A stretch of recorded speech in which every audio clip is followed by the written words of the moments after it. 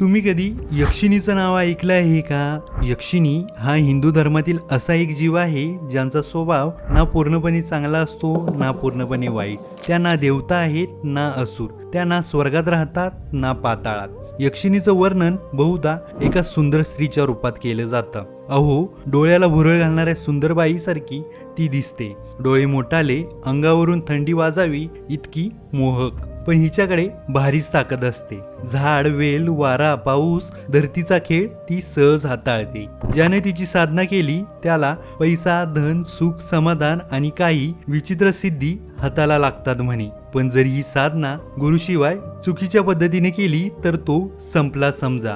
सुंदरबाईच्या रूपात दिसणारी यक्षिणी तेव्हा अंगावर काटा आणणाऱ्या कुरूप पिशाचात बदलते. डोळे रक्तासारखे लाल, केस जटाजटात गुंतलेले आणि दात भयानक धारदार.